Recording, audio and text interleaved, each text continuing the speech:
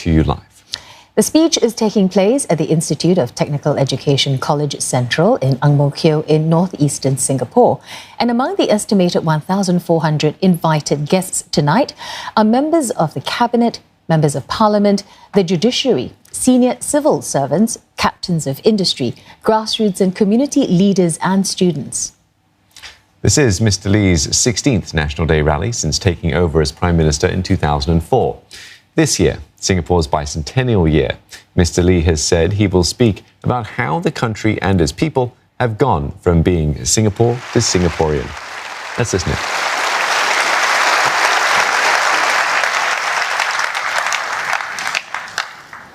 My fellow Singaporeans, good evening again. This year, we commemorate our bicentennial, 200 years of Singapore's modern history. We began in January at the Singapore River.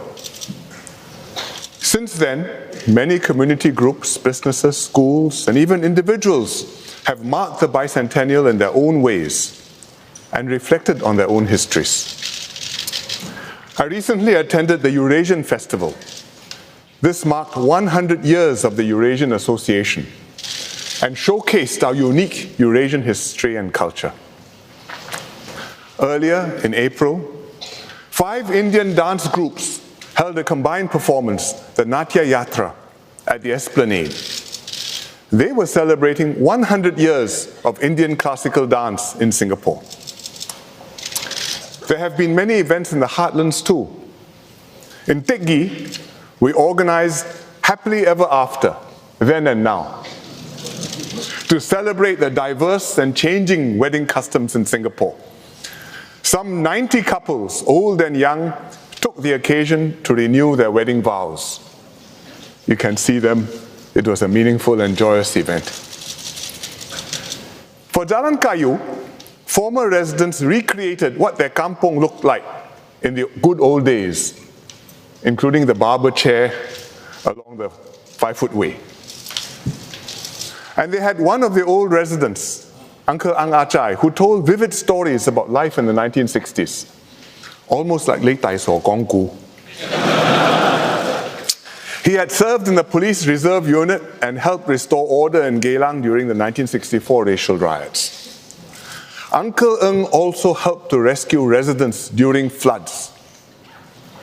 So the young people who think that floods are a very unusual thing, ask him which year. Of course he couldn't remember. Because it happened many years. Uncle Ng also took part in our very first National Day parade, 1966.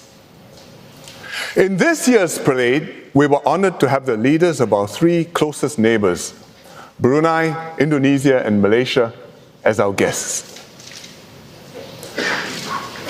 And hundreds of thousands of us have visited the bicentennial experience at Fort Canning. The vivid reenactments brought our rich and complex history to life and reminded us why we are proud to be Singaporean.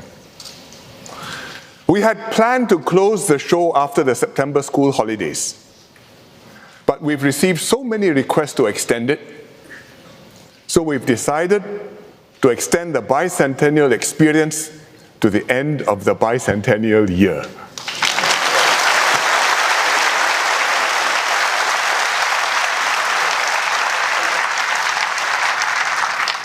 And I hope you will all go and see it if you haven't done so already.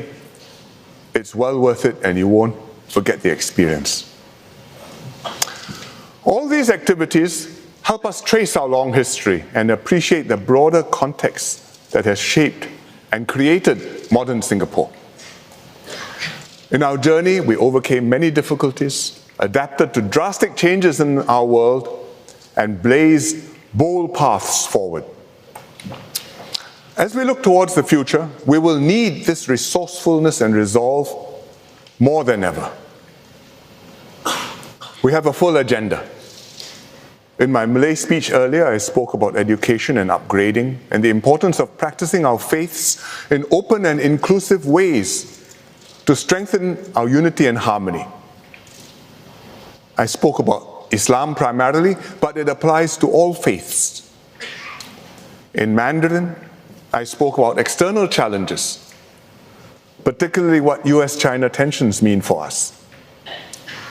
I also discussed the economic situation and how we are preparing workers and companies to cope, short-term and long-term. These are important issues which concern all Singaporeans. In my English speech, I want to talk about three other important things. First, enabling every young person to succeed, regardless of his or her background. Second, supporting people to work longer as we are living longer.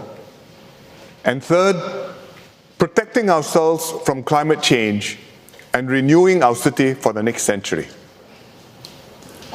Let me start with how we are giving our young the best possible start in life, so that anyone who works hard will have a chance to succeed regardless of starting point or family background, because that's what meritocracy in Singapore is about. We've made good on this promise by investing heavily in education. Our starting point used to be primary 1. School brought everyone up to speed, not just on academics, but also basic health and development. We introduced dental checkups as well as vaccinations. If you are underweight in primary school, you may remember the school milk scheme too. Generations of children have been through our schools. They received a sound education and good health care and graduated better educated than their parents. Recently, Save the Children, an international NGO, ranked Singapore the best place in the world for a child to grow up in. And last year, the World Bank published a Human Capital Index. This measures the knowledge, skills, and health that a child born today can expect to attain by age 18. Among 157 countries, Singapore ranked first.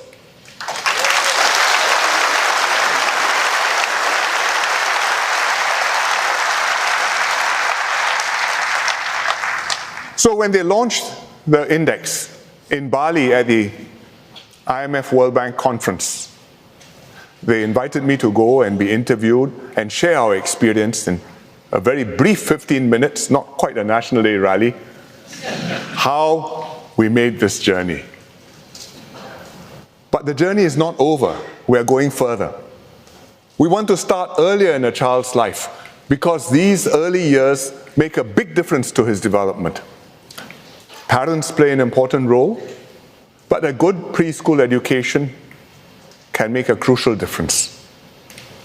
And that's why several years ago, we made a major shift to improve preschool education. Let me share what we've done so far and what more we plan to do. First, we've doubled full-day preschool capacity to almost 180,000 places. It's enough places for every child aged 3 and above. Young parents in newer estates like Sengkang and Punggol are much happier.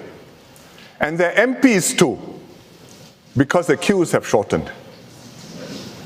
Queues at the preschools and queues at MPS. Second, we've upgraded the preschools. The new HDB void deck centers are better designed, better appointed. And we've built some mega centers too with even more comprehensive facilities, like this PCF Sparkle Tot Center at Punggol. It looks like a holiday resort, but the kids are supposed to study quite hard there. The children have plenty of space to run around and enjoy a wider range of activities. And when I visited, these kids were in their cooking studio making pizza.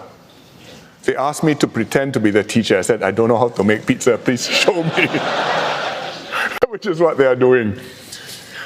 Third, we set up MOE kindergartens. By operating kindergartens, MOE gains direct experiences, improves curriculum design, and ultimately raises standards across the industry. MOE kindergartens are also a new preschool model because each one is located together with a primary school. And each kindergarten offers all 3 mother tongue languages, and provides a bilingual environment just like a primary school. Today we have 24 MOE kindergartens, and we will more than double the number in the next few years. Fourth, we are giving preschool teachers better training and career progression. We've set out the National Institute of Early Childhood Development, NIEC, to upgrade training for preschool teachers and raise their standing. NIEC enrolled its first students this year. So these are NIEC students. They're actually kindergarten teachers, or will be kindergarten teachers. Some are fresh trainees, others are experienced teachers, like Palanya Mau, who's also called Sheila. Sheila started out as a preschool teacher. Over time, she upgraded herself with a diploma in teaching and an advanced diploma in leadership. Now she's a vice principal at a PCF preschool. Sheila really enjoys working with children, and she's very good at her job. Last year, MOE recognized her as an outstanding preschool mother tongue language teacher.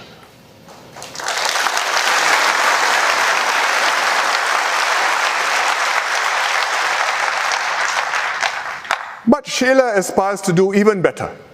Recently, she enrolled in NIEC to specialize in Tamil language teaching. So with dedicated teachers like Sheila, our children are in good hands. Well done, Sheila.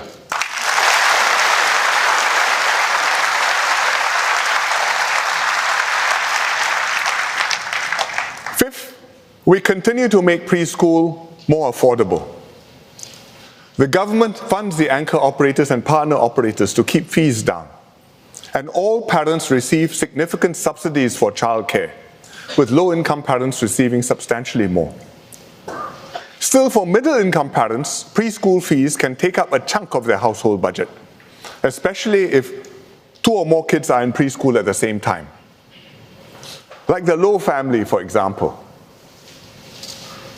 They are middle income, both parents are working. They have 2 sons, Kalen, who is turning 5, and Kyler, who is 2. Both boys attend a government-supported preschool. To help families like the Lows, we will enhance preschool subsidies. The Lows currently do not qualify for additional means-tested subsidies because their household income exceeds the current maximum income, which is $7,500.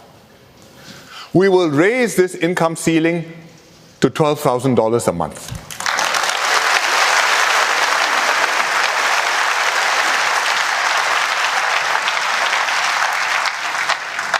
And this will extend the means-tested subsidies to 30,000 more households, including the Lows.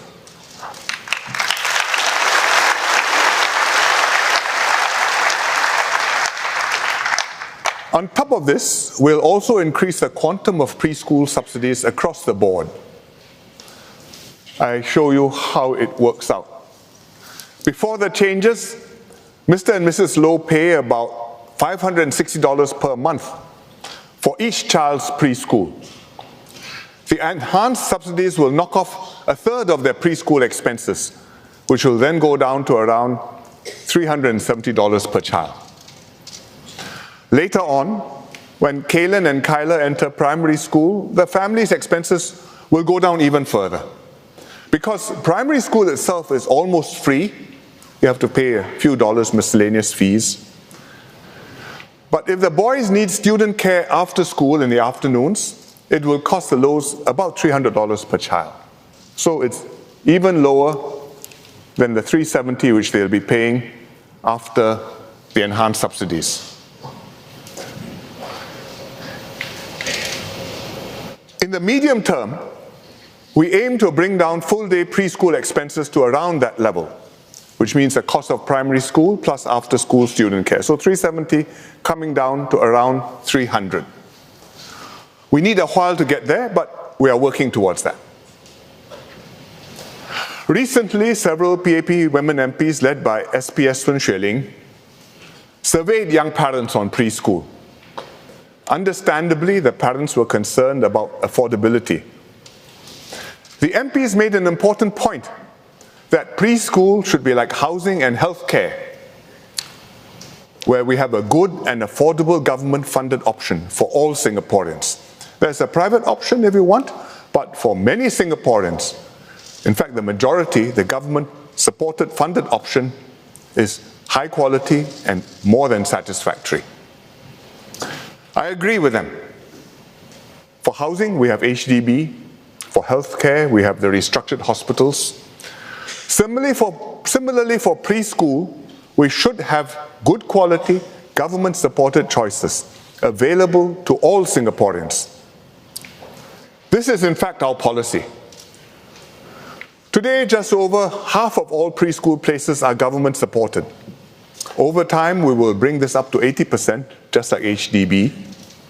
And we're putting a lot of resources towards this. Already the government spends about $1 billion a year on early childhood education. And this will more than double over the next few years. Hopefully, with all these improvements, parents will no longer think of preschool as an expensive phase of bringing up their children. The younger ministers have a few more ideas to support couples to have more kids and to keep HDB flats affordable. But I will leave these goodies to them to make the announcements later. Meanwhile, I'll be counting the number of babies born and hoping for the number to go up.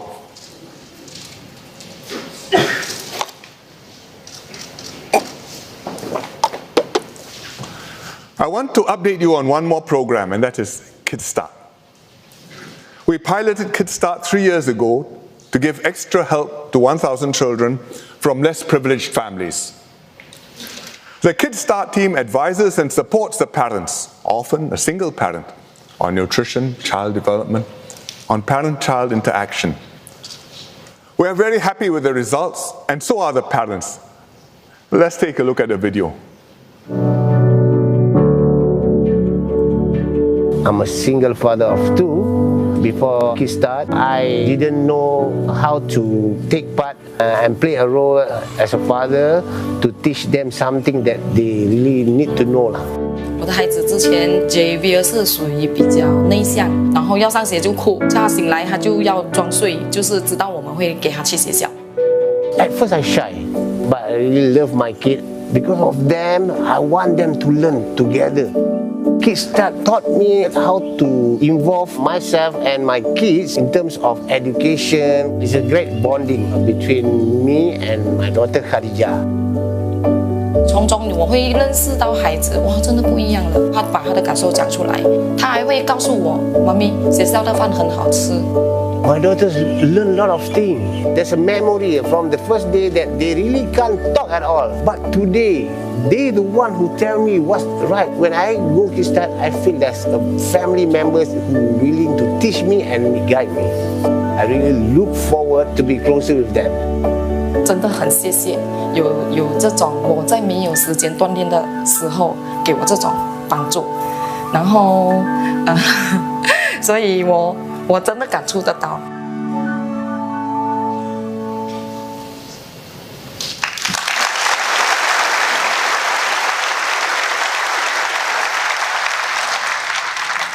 Kids Start is a good program. I'm confident we are on the right track. We still need to follow up a few more years to assess more exactly its benefits. But for each new cohort of babies, there's no time to lose. So we will expand Kids Start to reach another 5,000 children over the next 3 years.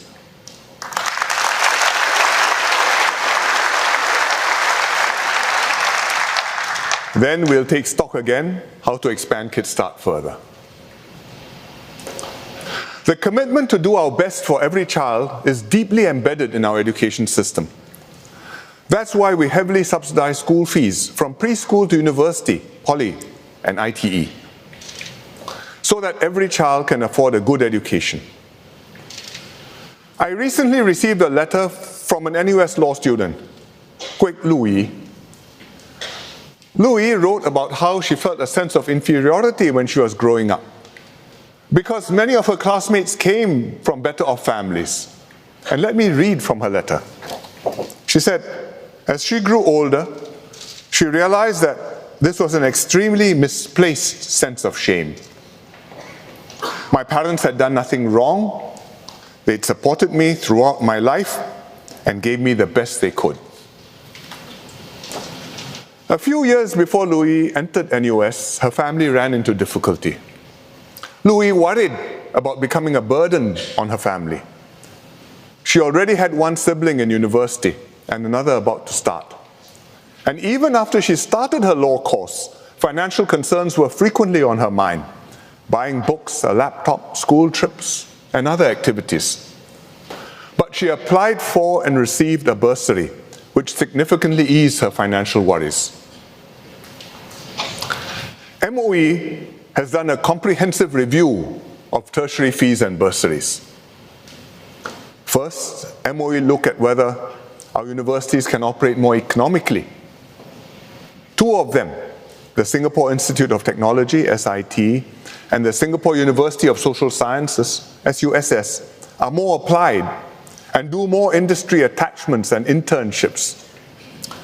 Their operating cost per student can be lower, especially as student intakes grow. So, MOE will lower the annual fees for the full-time general degree programs in SIT and SUSS from around $8,000 now to $7,500. Second, MOE will significantly enhance government bursaries. For university courses, we will increase government bursaries from up to 50% of general degree fees today to up to 75%. Let me show you on a chart.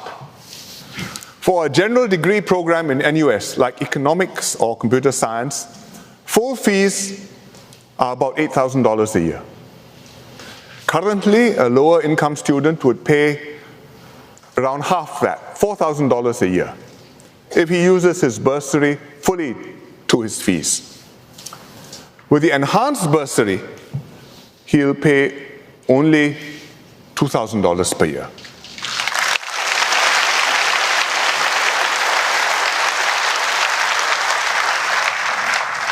Similarly, for polytechnic diploma programs, we'll increase the bursary coverage from up to 80% of the fees today to up to 95%.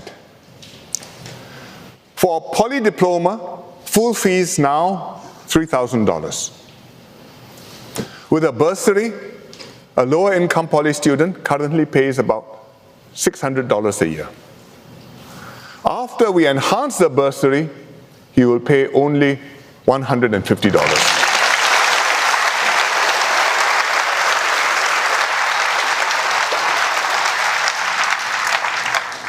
I have given examples of lower income students. Actually, 6 in 10 of students in polys and universities are eligible for government bursaries. So these enhancements will benefit many middle income students too. Students in government-funded diploma and degree programs at ITE, NAFA, and LaSalle will also be covered. I want to say something about one particular university course, and that is medicine. It's very expensive to train a medical student. Hence, medicine has the highest course fees of all the university courses. Today, after government subsidies, medical school fees are almost $29,000 a year at NUS and $35,000 a year at NTU. And these are not small amounts. We should not let the cost of medical school deter good students from studying medicine. In fact, we want doctors to have diverse educational and family backgrounds. On the education front, the recent medical school intakes have included more poly graduates, and this year we had one IT graduate for the first time in NUS Medical School.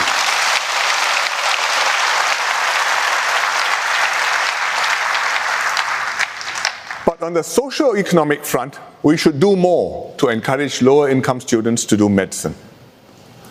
Therefore, we will enhance government bursaries for medical school to make them significantly more generous than bursaries for other courses.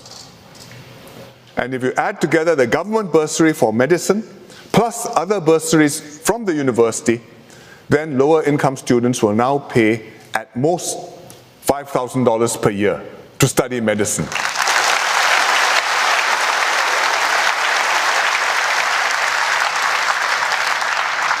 And this balance can then be covered by student loans with much less difficulty.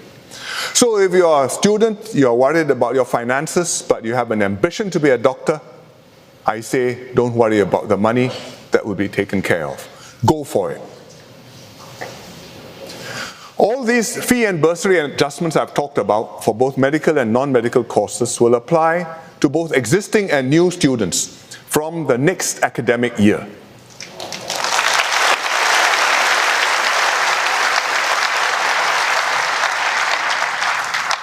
The point of these changes to fees and bursaries is not just the dollars and cents. We are determined to make our education system as accessible as possible. We want every Singaporean son and daughter to have the opportunity to receive a good education and start well in life, regardless of family circumstances. Students from less privileged backgrounds must be confident that they will get financial help if they need it to see them through their education. They should neither feel disadvantaged nor inferior, comparing themselves to better off classmates, nor should they be deterred from pursuing a course just because of money. This is fundamental to maintaining Singapore as an open meritocracy. Apart from government bursaries, our universities, polys, and ITE also raise funds to create their own bursaries.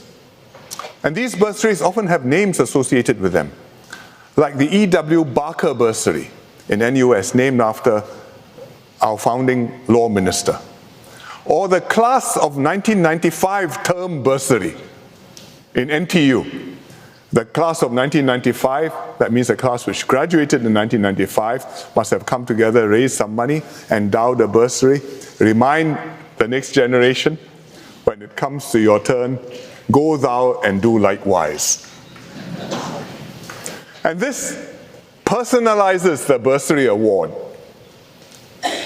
The recipient is grateful to the donor is happy to have done a good deed, and both donor and recipient honor the person after whom the bursary is named.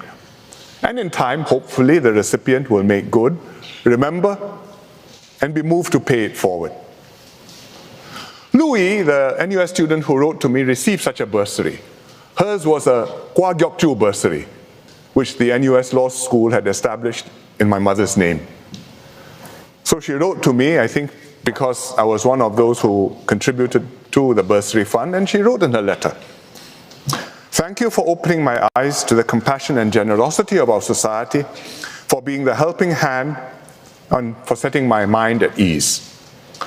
This is a kindness that will stay with me through my life, and I hope to be able to do my part and help others in similar positions in the future."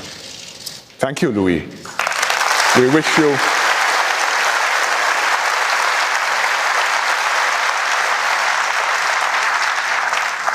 wish you all the best for your studies. We try very hard to kindle the same warm personal feeling with government bursaries. But alas, it's not so easy to write a letter like that and say, "Dear government, thank you very much." So to complement the government bursaries, I hope the universities, polytechnics, and ITE will set up more bursaries of their own in people's names. And I hope the alumni and community will contribute generously too. The government will match your donations up to 3 times for the newer universities and up to 1.5 times for the rest. Our institutions often raise funds for new buildings and professorships, and this is always meritorious. But bursaries can make a crucial difference to the recipients, and they have that extra human touch. If you donate towards a bursary, you enable some promising young person to get a good start in life, and this strengthens our sense of obligation to each other and the bonds that link us all together as one society.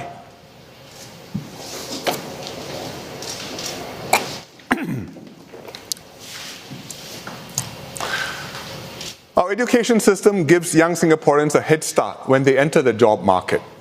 But our support doesn't end there. As people progress in their careers, Skills Future will help to keep their knowledge and skills up to date. We need to do this because jobs and skills are turning over faster than ever. And we also need to keep on reskilling ourselves for another reason. Singaporeans are living longer and mostly also want to work longer.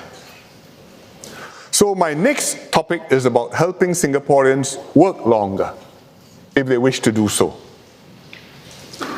Our life expectancy at birth, the latest figures, which came out just a few weeks ago, is now nearly 85 years.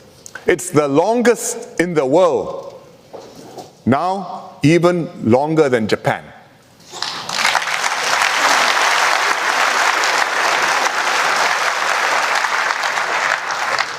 And this means about half of us can expect to live longer than 85. And we all know many people who are older than 85. Quite a few turned up for my National Day observance ceremony at Teck Ghee, including this sprightly lady, Madam Liang Juat Eng. And she is 102.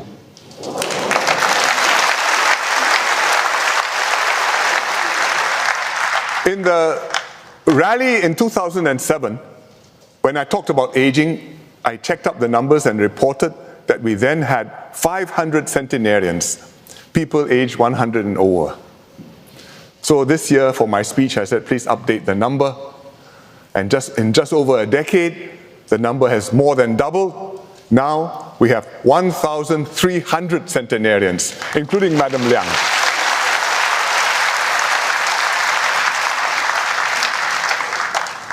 That means every MP has about 14 of them. Should look them up. And I hope some of them are watching my speech on TV. The good news is that Singaporeans stay healthy for longer too, protected by MediShield Life. Most seniors, in fact, don't want to stop working. We're healthy for longer, we live longer, but we don't want to spend more years idle in retirement. We want to stay active, engaged, feel a sense of worth and purpose. Zumba and more things. Also, many of us want to build up bigger nest eggs for when we eventually retire. Therefore, many of us have multiple careers in a lifetime. Enabling seniors to continue working productively takes a joint effort. Employers must redesign their training, jobs, and careers around the abilities and strengths of the older workers. The older workers may not be as strong or quick as their younger colleagues, but actually this is not a problem in many jobs, where we can redesign the job or we can use technology. And this way, employers can continue to tap on the skills, knowledge, and experience of our older workers. Employees, on their part, must adopt the right mindset. We must be ready to adapt, learn new things, and take on different responsibilities. We cannot just be satisfied doing our old jobs well, because many jobs will change, and some jobs will disappear. Shorthand typists and telephone switchboard operators do not exist anymore. Reskilling ourselves must start early, even when we are in our 40s and 50s, if not even earlier. But 40s and 50s, you're not quite so young anymore, not yet old, and you have to pay attention. Because if you do it then you will have useful skills which will be valuable, we hope, as you near retirement age, and you can keep improving even in our 60s. Of course, the government will fully support employers and employees in this endeavor. I visited Workforce Singapore's Careers Connect Center in January. There I met Naharia Muhammad Noor. She used to be a bank teller. Naharia is the one in the red tudung. Nowadays, banks need fewer tellers because of online banking, ATMs, and now VTMs, or video teller machines, which are more advanced than ATMs. Naharia took up an offer by her employer to retrain as a customer service officer for VTMs. She doesn't stand around at the VTMs, she's sitting at a console in an ops room, monitoring multiple VTMs. So when customers have problems with a VTM, they press the help button on the machine and Naharia's face pops up. on the screen. And she advises customers what to do. And she told me usually the first question she asks is, "Are you real or are you AI?" So she smiles and she goes, no, I'm real. And the customers may be a bit doubtful at first because the AI can be very good, but very soon they can tell she has the human touch. As a result, Naharia is doing a new job, serves more customers than she used to, and can be productive and employable for many more years. Well done, Naharia.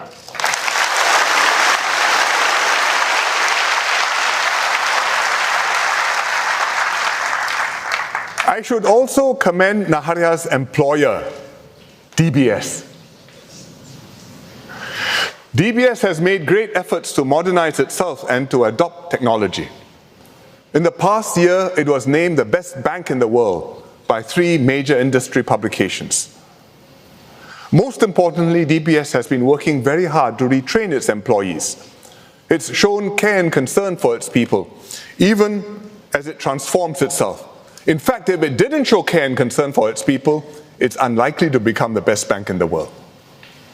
So DBS has the right approach, and I encourage other companies to emulate DBS's example. Good job, lah, DBS.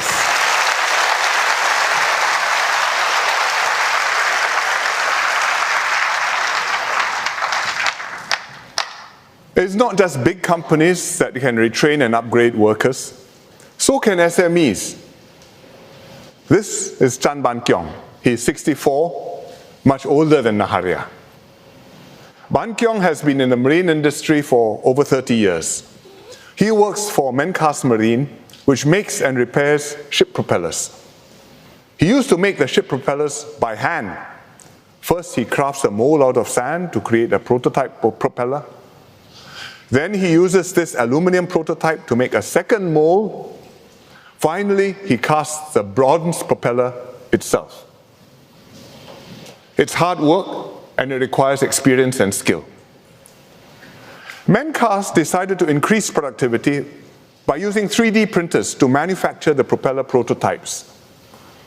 But they still value the experienced eye of their older workers to ensure the quality of the work.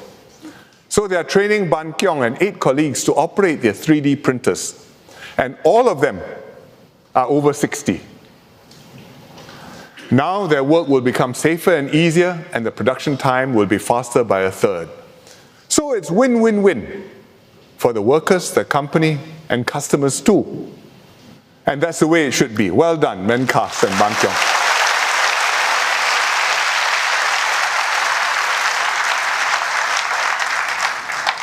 I hope more companies will likewise help their older workers remain employable well into their 60s. The government will do its best to support older workers and the businesses that employ them. Last year, the Ministry of Manpower, MOM, set up a tripartite work group on older workers to study the issue. I met the work group members last month for lunch. They told me they had had intense discussions. Even at lunch, the discussions were quite intense. Why? The older workers wanted to be certain of continued employment for longer. When can I retire later? Can I be re-employed longer? Can I be re-employed more years at a time? But employers were worried about business costs and the uncertain economic outlook. And they said, I support you, I understand your aspirations, but I need more flexibility. Because I don't know what will happen. And if I go broke, your job's gone too. In the end, the work group reached consensus. They made 4 key recommendations. First, to raise the retirement age from 62 today to 65. Second, to raise the re-employment age from 67 today to 70. Third, to increase CPF contributions for older workers. And fourth, to achieve all this in gradual steps by about 2030. I think these are sensible recommendations. The government accepts them in full.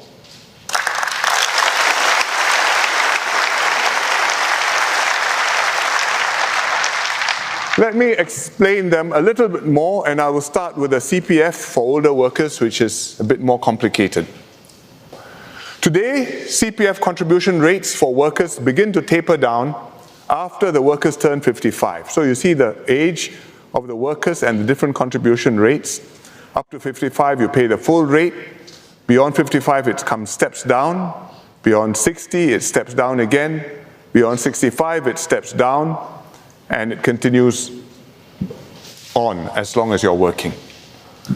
We will raise the rates for workers above 55. We will take the first step in 2021.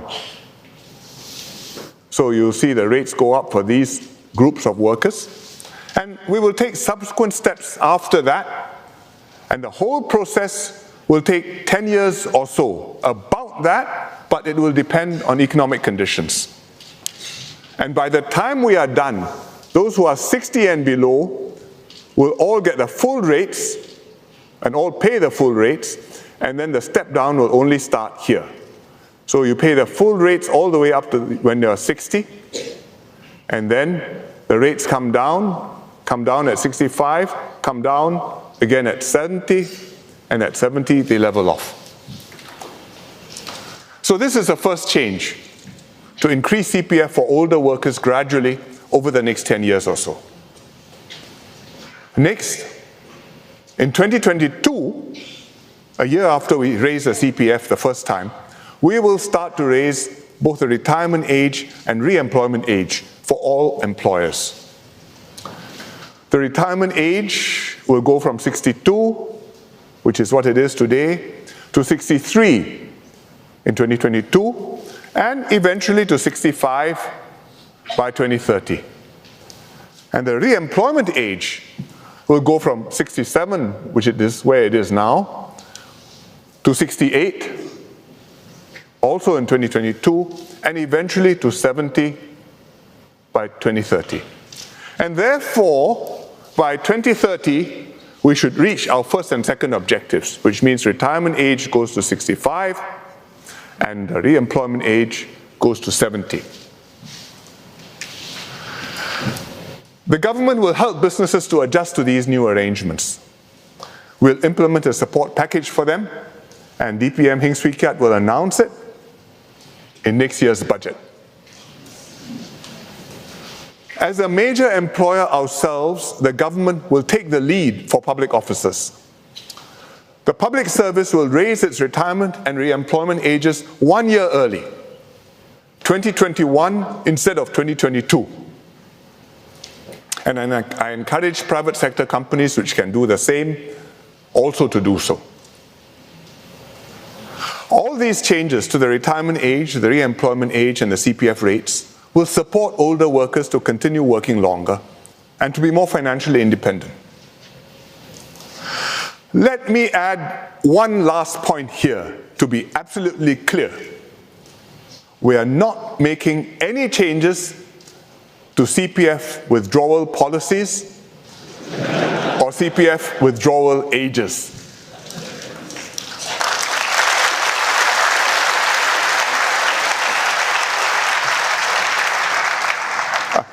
Let me say that once again in case you didn't take it down. We are not making any changes to CPF withdrawal policies or to CPF withdrawal ages. You can still take out some money at age 55, and you can still start your CPF payouts from age 65. All this remains exactly the same. And if you hear anybody tell you something different, please ignore him or her.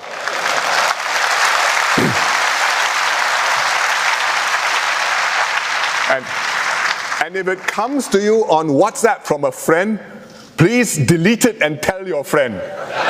Don't share it with more friends and confuse people, because that will be fake news. Pofma will catch you.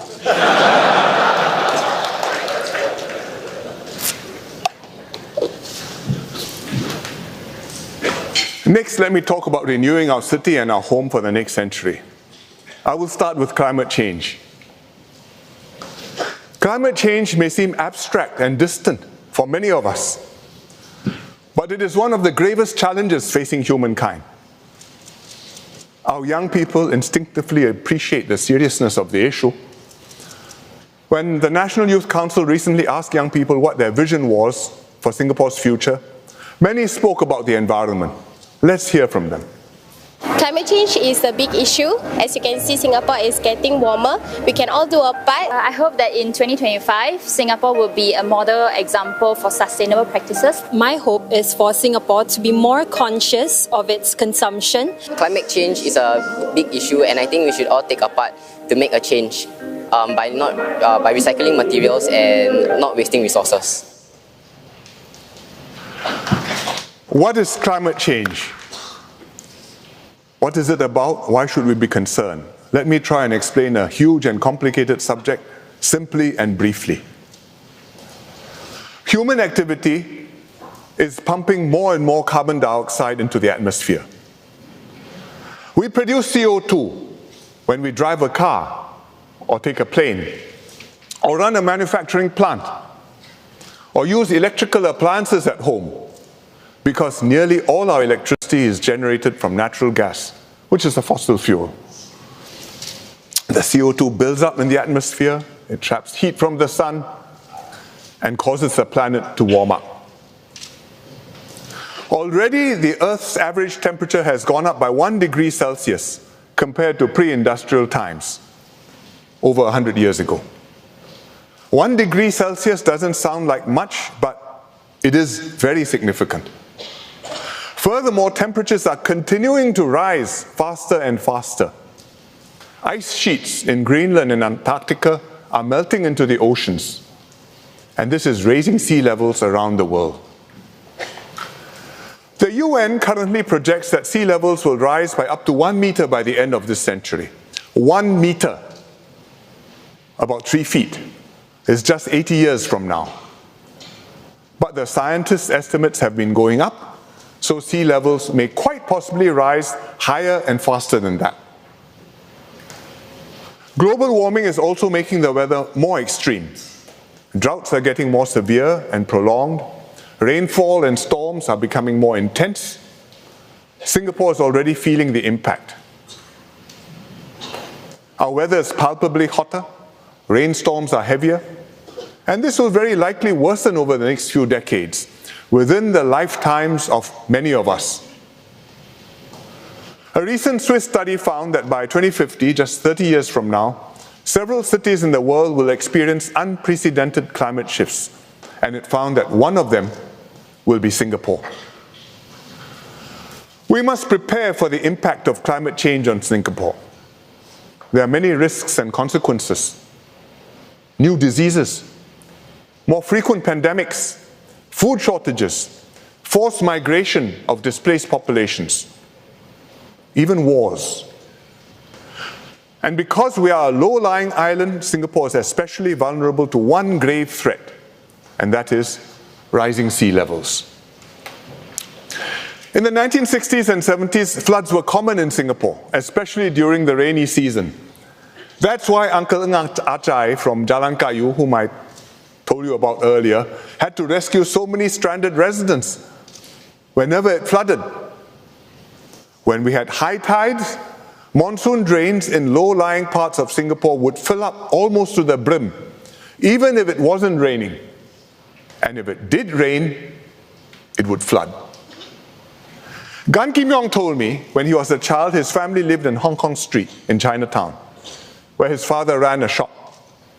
Hong Kong Street is next to this one. This one is Temple Street. But it looked like this also. When there was an exceptionally high tide, which happened a few times a year, the tide water would rise up from the drains onto the 5-foot way in front of the shop, even without rain. And so his father had to build racks to stack up the goods out of the reach of the water. To Kim Yong, who was then a boy, this was great fun. I don't think that is Gan Kim Yong.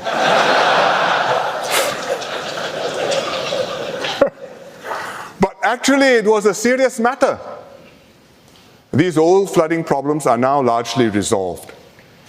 We improved the drainage system. We required buildings to be built on higher platforms. At at least 3 meters above the mean sea level. 3 meters sounds a lot because a person, most of us are less than 2 meters tall. But 3 meters isn't actually that high because at high tide, the water can go up 2 meters above the mean sea level. And that leaves only 1 meter buffer to cope with other factors. For example, heavy rain. So if it rains, it fills up a little bit and you're still okay. And the water has somewhere to go. So because of this 1 meter buffer, we've managed to deal with our flooding problems thus far. But with global warming, if sea levels rise by 1 meter, our buffer is gone. Because when it's high tide, 2 meters above that, you're already water reaching the 5-foot way. We will have no more buffer. And if heavy rain coincides with a high tide, the water will have nowhere to go. And we will literally be in deep water.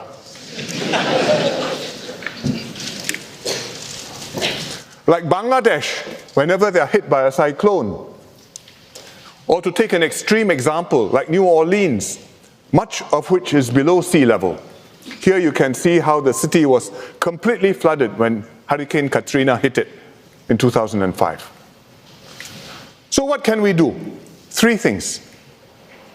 Understand climate change, mitigate climate change, and adapt to climate change. And let me explain them one by one. First of all, we have to understand what climate change means specifically for Singapore. Is it hot weather, cold weather, hot weather, extreme weather, drought, intense rain, water levels, sea levels, and therefore what do we do? So we've set up a Center for Climate Research Singapore, CCRS. I visited them earlier this year. They have a team of scientists and meteorologists and supercomputers to model the weather and do research. They showed me the records they have, which go back more than a century, including these old weather diaries, which I'm looking at. And they go back to the 1930s, which are meticulously kept at the weather station on Mount Faber. CCRS is cooperating with their counterparts in neighboring countries to study in more detail how climate change is affecting Southeast Asia. And they're finding that Singapore, being near the equator, is more vulnerable to climate change than the global model suggests. Second, we must mitigate climate change. What does mitigate mean? It means we must do our part to reduce CO2 emissions. Singapore has joined international efforts to reduce emissions. We are part of the Paris Climate Agreement, and we have committed to slow down and ultimately cap our CO2 emissions by around 2030. To help achieve this, last year we introduced a carbon tax.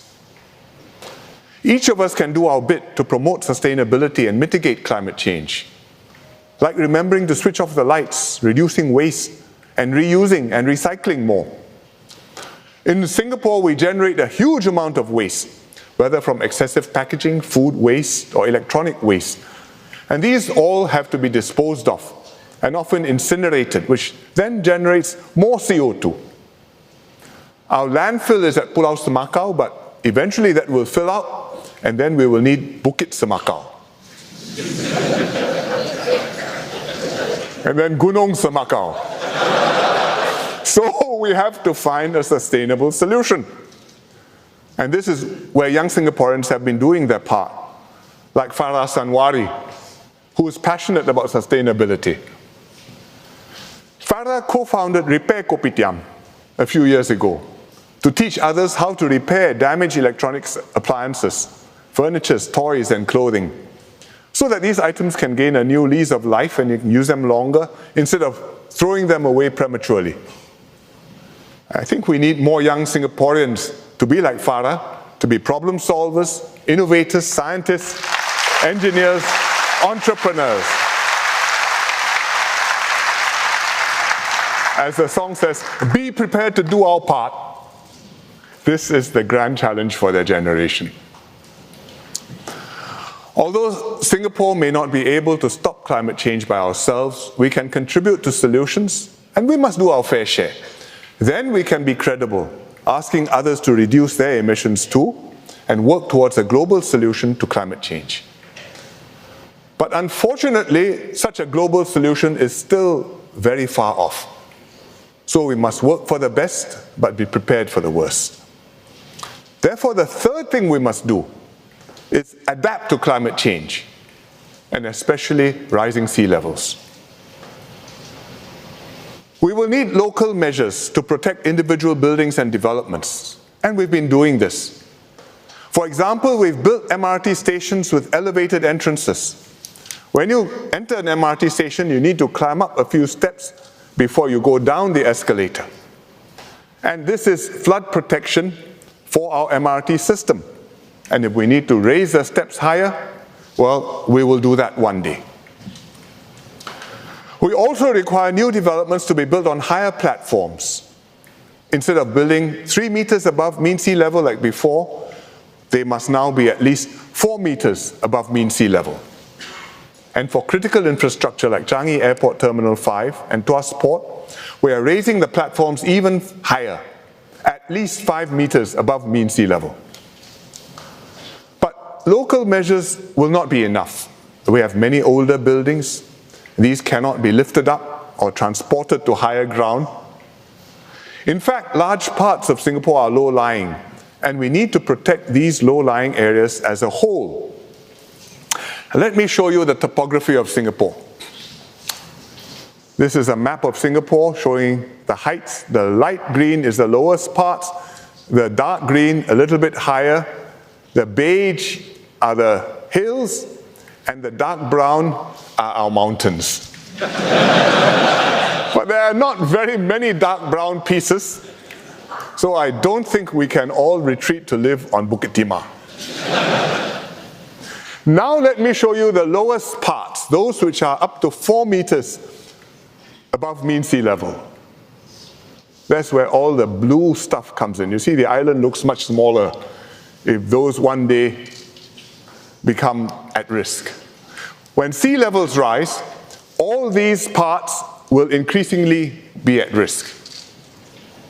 Not underwater yet, but at risk like Chinatown used to be in the old days, high tide, rain, trouble.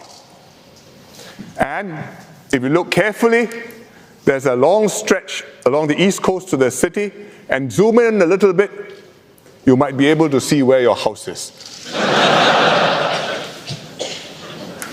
So, not only will property values be affected, but safety and livability also. And it won't just be if your house is in the pink area you're in trouble, but the whole city, because the roads and the trains run through the low-lying areas. Hospitals, schools, workplaces, all there. We can't lose a big chunk of our city and expect the rest of Singapore to carry on as usual. Therefore, beyond localized measures, we need to protect entire areas. And the way to do that is to build coastal defenses. We've studied our whole coastline in detail, and we've divided it into different segments. Some are more vulnerable than others, and we need different strategies to protect each of them. And we will have to prioritize the work, starting with the more critical segments, and in particular, East Coast City, or City East Coast, and also Jurong Island. I will talk about City East Coast, which is a long stretch comprising the city area and then the eastern coastline. Let's look at the city area first. We built the Marina Reservoir and Marina Barrage to protect the city area from flooding. Many of us enjoy visiting the Marina Barrage to picnic and fly kites on the top of the pump house, especially if we have little kids. But PUB did not build the pump house for kite flying. Its real purpose is to house 7 giant pumps. That's why it's so tall. When it rains heavily during high tide, these pumps pump water out of Marina Reservoir into the sea, so that rain falling in the city area can then drain into Marina Reservoir. When sea levels rise, one pump house will not be enough. We will need to build a second pump house on the opposite end of the barrage, and PUB has planned for this. So that's the city. For the eastern coastline, we'll need possibly other solutions. We've looked at other countries for inspiration. In particular, we studied the Netherlands. The word Netherlands itself means low-lying lands. Nether, low-lying lands. And half of the Netherlands is at most 1 meter above sea level. In fact, 1/4 of the land is actually below sea level, what the Dutch call polders. And polders is land, this is one of them, that the Dutch have reclaimed from the sea. They first build a seawall in the sea, in the water, then enclose an area, then you pump out the water behind the seawall and you create dry land. And that dry land can be lower than sea level. And then you have to keep on pumping water out. The Dutch are famous for their windmills. But do you know why the Dutch originally built windmills? It wasn't to take tourist pictures. It was to pump water out of the polders and keep the land dry. I don't think windmills will do very well in Singapore.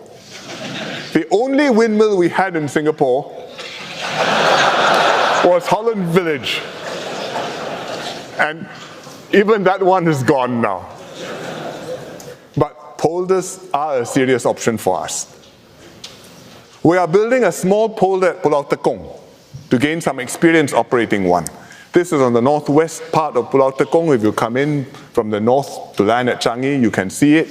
You can see we are building the seawall here, enclose the sea, and we will level off the land behind that and pump out the water, and this will be a polder. And we will use the new land for SAF training. Polders are one option to protect our eastern coastline. Because instead of just building a seawall along the coastline, you extend out with a polder, build a seawall further out.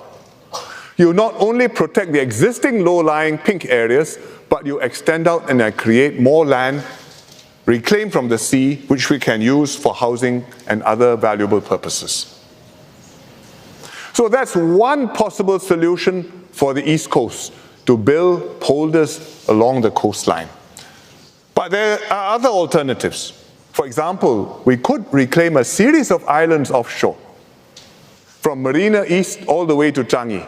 Then we join up the islands, connect them with barrages, create a freshwater reservoir behind them, like that, which will be similar to the Marina Reservoir.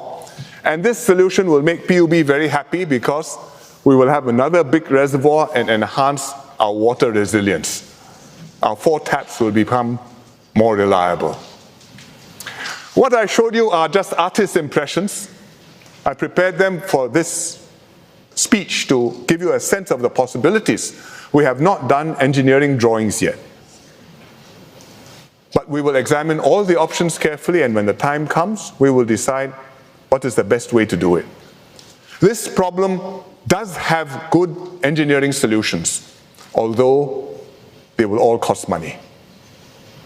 How much will it cost to protect ourselves against rising sea levels? My guess is probably $100 billion over 100 years, quite possibly more. If we only have 10 years to solve the problem, we won't have the time or the resources to do it. But this is because this is a 50 to 100 year problem, we can implement a 50 to 100 year solution to this problem.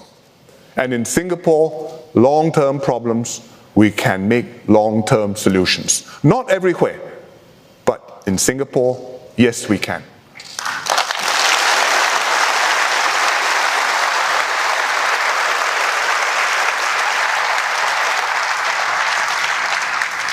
We should treat climate change defenses like we treat the SAF, with utmost seriousness. Work steadily at it, maintain a stable budget year after year, keep your eye on the target, and do it over many years and several generations. That way we can afford it, and when we need it, we will have it ready. Both the SAF and climate change defenses are existential for Singapore. These are life and death matters. Everything else must bend at the knee to safeguard the existence of our island nation.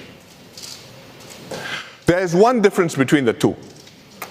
With the SAF, we hope never to go to war.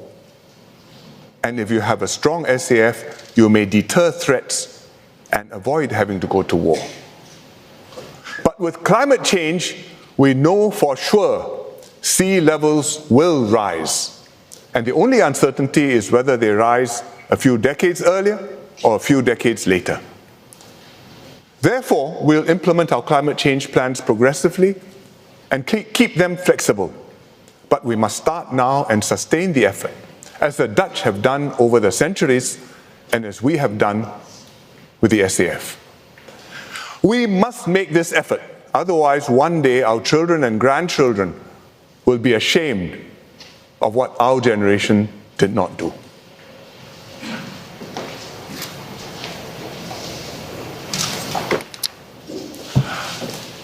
Beyond protecting ourselves from rising seas, we also have long-term plans to remake and take full advantage of our coastline.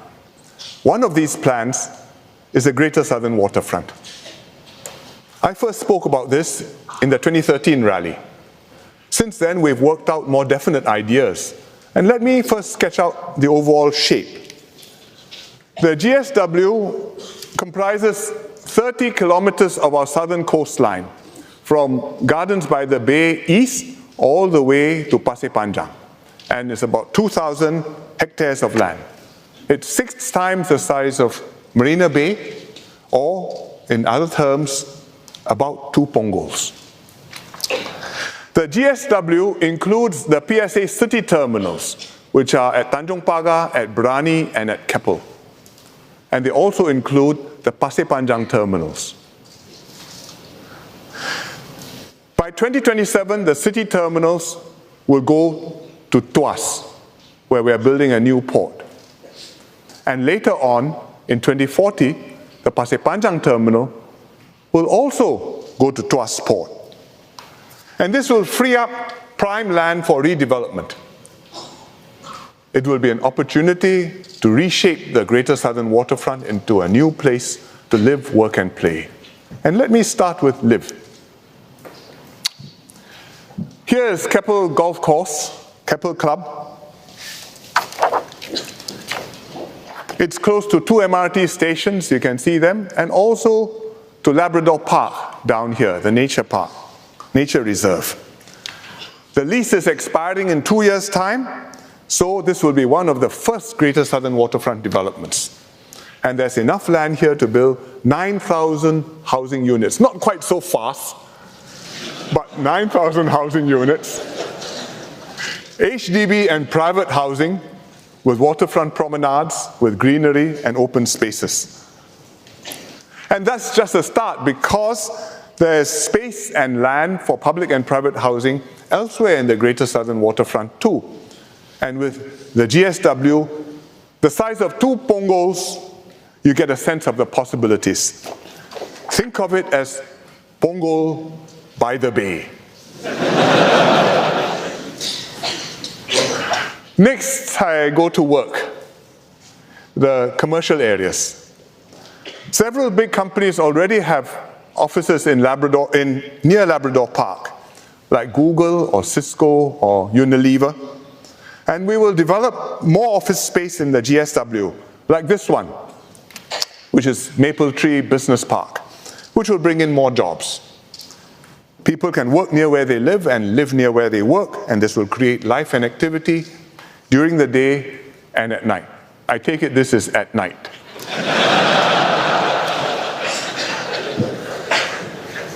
Finally, I come to play. Actually, I got there already. The fun part. There are many possibilities for fun and recreation. We will start by redeveloping 2 old power stations in Pasir Panjang. These are the Pasir Panjang power stations. They used to supply electricity back in the 1960s, but they were decommissioned long ago. And we can find creative new uses for them, just like the way we made St. James Power Station near Vivo City into a nightlife destination. Next, after Brani Terminal moves out, we can develop Pulau Brani together with Sentosa. We will build new attractions on Brani, just like we have Universal Studios on Sentosa, which is this block here. And we will also revitalize Sentosa's beach areas and expand its nature and heritage trails to keep its island character. We will also link up the GSW with all the surrounding green areas so that you have a whole connection from West Coast Park to East Coast Park, and also from rail corridor all the way down to Sentosa. And with a new green heart at the center, Singapore will be even more of a city in a garden. I have already received one special request. When we discussed these plans in Cabinet, Ng Chee Meng put his hand up. He said, NTUC is very grateful to the government for Downtown East. How about a Downtown South?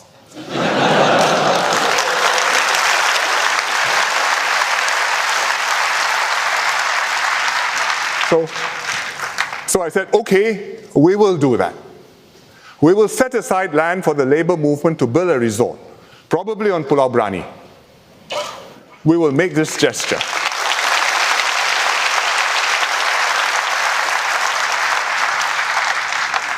We will make this gesture to thank our workers for all their contributions to the nation, because Singapore is for all of us.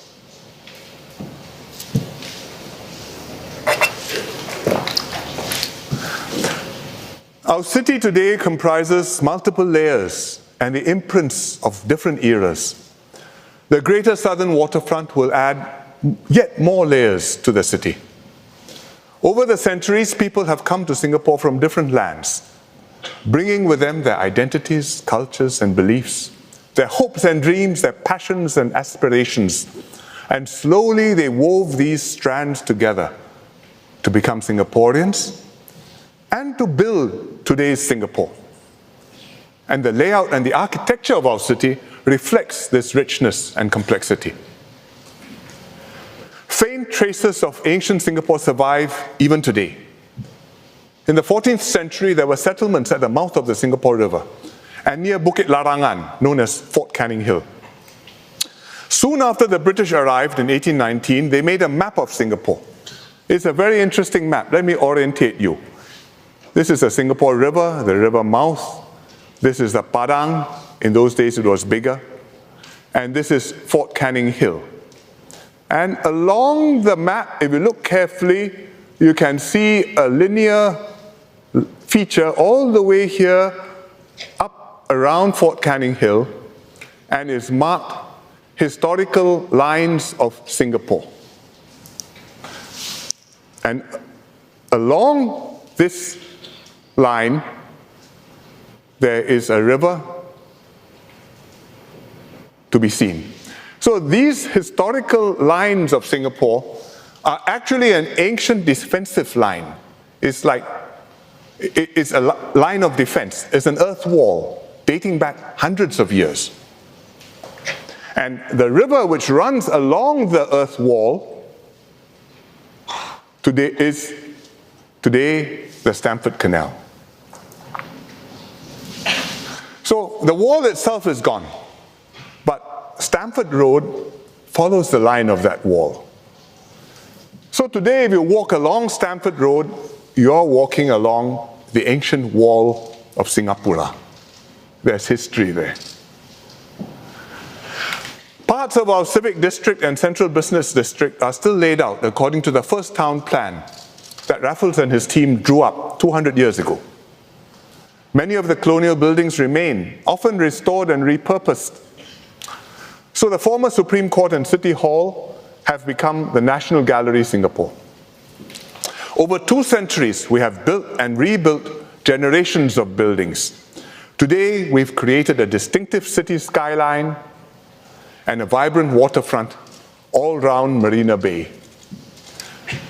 When we first reclaimed Marina Bay, Marina East, Central and South, 40 years ago, they were empty, a blank slate. For some years, we left the new land fallow. Definite plans only came later, as we developed a clearer sense of what the city needed and began putting the building blocks in place.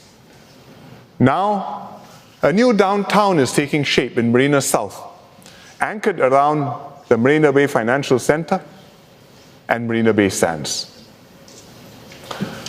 Marina Bay is still far from fully developed. Meanwhile, we're already looking ahead for our next major move. Our modern port dates back to Raffles, who recognized Singapore's qualities as a natural harbor. Nearly 50 years ago, we converted the wharves at Tanjong Pagar into our first container terminal. In 1991, as Tanjong Pagar reached its limits, we made a major decision to reclaim land at Pasir Panjang to build a new container terminal. At that time, PSA was handling 6 million containers a year. They call them TEUs, 20-foot equivalent units. But PSA had audacious plans to build a port to handle 6 times that number, 36 million TEUs. People are siao. Building Pasir Panjang terminal was a considerable act of faith. But we backed PSA up and PSA delivered. And last year, it handled 36 million TEUs and more.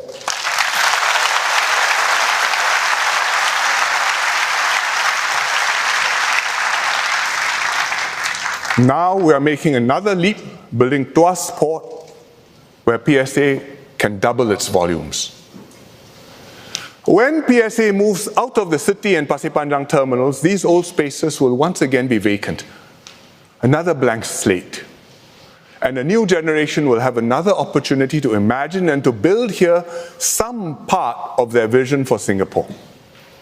I hope they'll remember to place a marker somewhere to remind themselves that PSA used to be there and that it was the same daring and ambition, the same drive for excellence and determination to prevail that made PSA a success and will make the Greater Southern Waterfront a reality.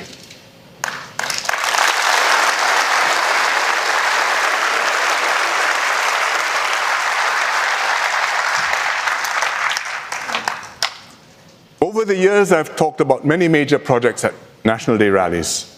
These are all progressively taking shape. In 2013, I described Jewel at Changi Airport. At that time, Jewel was just a concept and an ambition. Now we have completed it on time and within budget.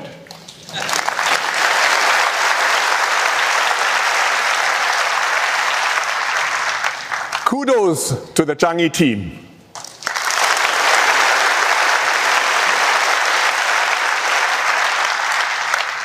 Singapore has a spectacular new gateway to the world. Many of you have visited, and we are all rightly very proud of it.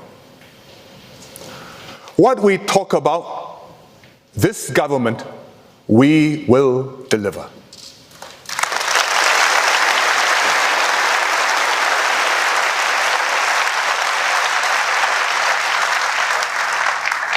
In the same way, we are realizing our other ambitious plans. Punggol Digital District, Jurong Lake District, Changi Terminal 5, redevelopment of Paya Lebar Air Base, Tuas Port, and of course, the Greater Southern Waterfront.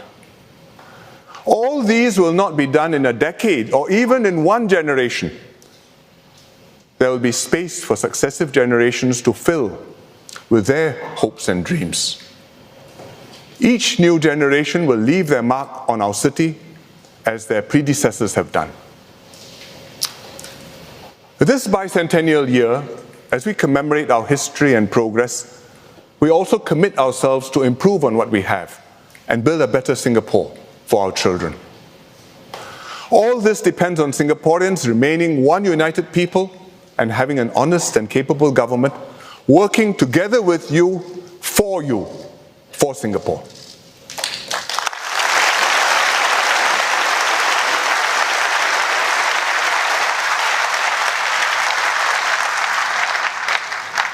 The next few years will be very demanding. We have to hand over smoothly to a new generation of leaders and continue to strive to realize our ambitions.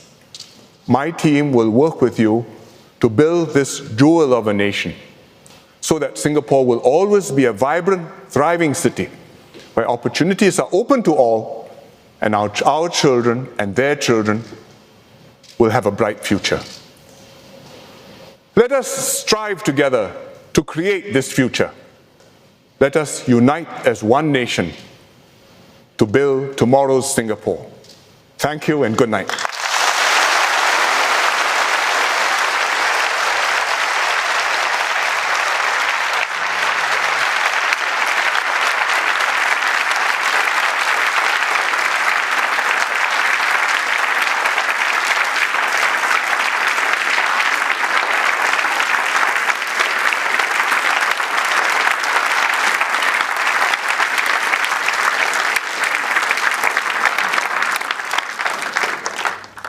You've been watching Singapore's Prime Minister deliver his National Day rally speech. Mr. Lee Hsien Loong unveiled a long-term vision for Singapore to remain successful for generations to come. It spans fundamentals such as preschool education and ensuring that no one is denied access to education at any level, to the issue of allowing aging workers to continue contributing to the economy and building their retirement savings. In the longer term, Mr. Lee stressed the urgency of tackling climate change, likening it to the nation's self-defense. He also unveiled plans to transform Singapore's southern coastline just one way in which successive generations of Singaporeans will have the opportunity to leave their mark on the country as the landscape changes over the decades. Now we're wrapping up our live coverage of the National Day rally. Do join us again at the top of the hour for Singapore Tonight, when we'll have a full report's reaction and analysis. See you then. Bye for now.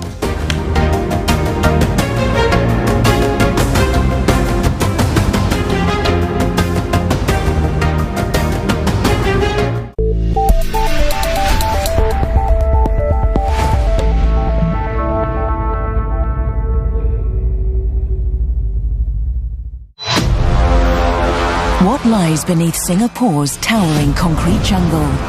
Underground Singapore will look totally different from above ground. From massive man-made caverns. Tunnel is very big. You feel like you actually lost track of where you are.